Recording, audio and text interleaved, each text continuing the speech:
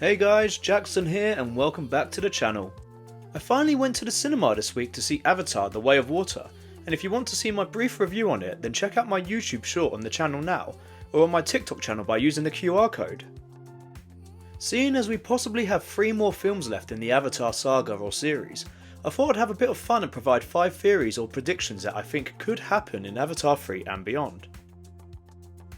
In the slight off chance any of these predictions are right or close to being correct, I'm putting a spoiler warning here now just to play it safe.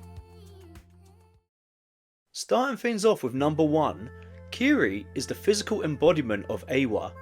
Now I haven't actually watched any theory videos yet, but I imagine this is probably the most popular theory or prediction out there at the moment. For anyone that hasn't watched Avatar 2 yet, we learn that Dr. Grace Augustine had a daughter. Grace died at the end of the first film at the Tree of Souls, and just as she succumbs to her wounds and is about to die, she tells Jake Sully that she was with Eywa. Now it turns out that Grace's brain-dead avatar was pregnant and conceived a baby named Kiri, who has been raised by Jake and Neytiri as one of their own.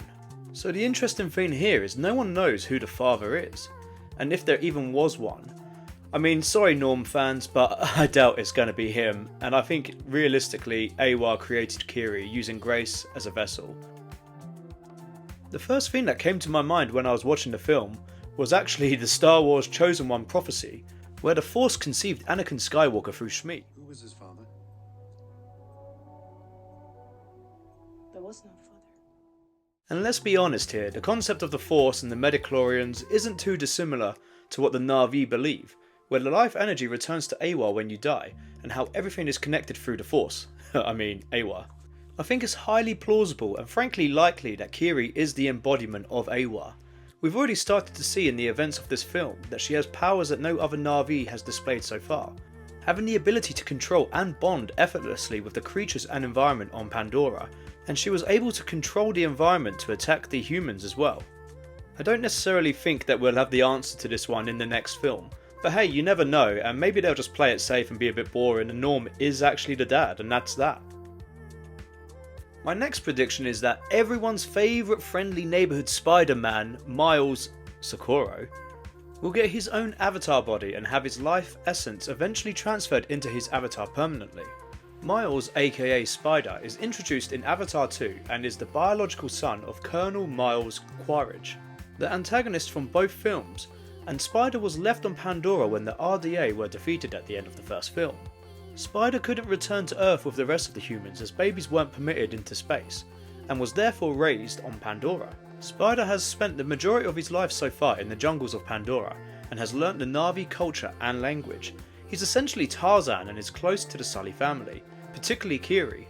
I don't think it would be a stretch to assume Dr. Norm Spellman and Dr. Max Patel have been developing Miles' own avatar, or begin to over the next few years.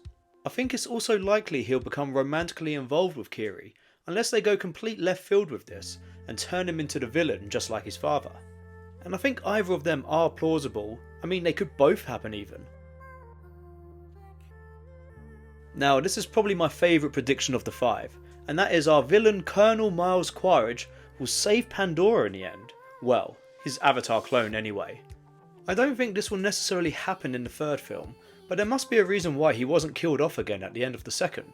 To me it wouldn't make sense to just have him continue to be the villain, as he is no Voldemort or the Emperor Palpatine.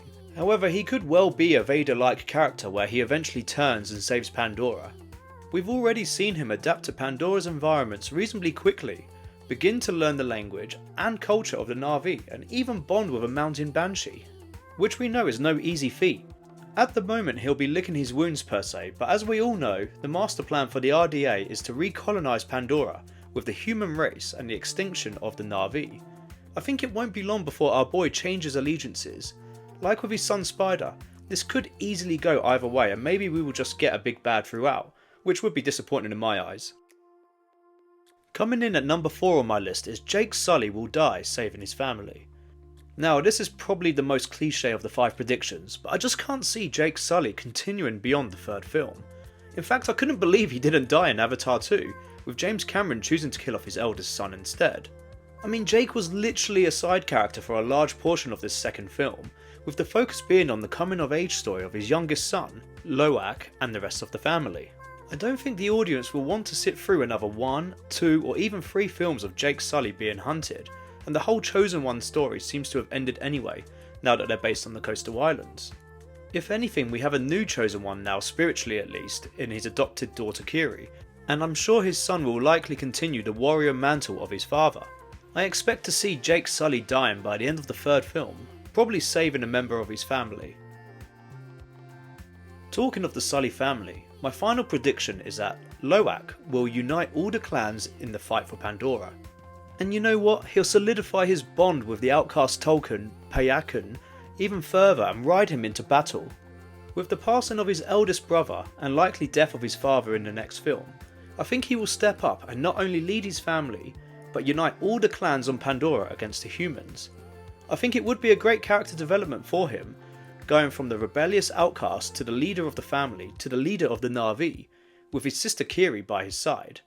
Now, this prediction is probably the least likely to happen, and it could well be Kiri actually that unites all the clans, what with her being the probable embodiment of Eywa, but I can't imagine her being a fighter like Loak is.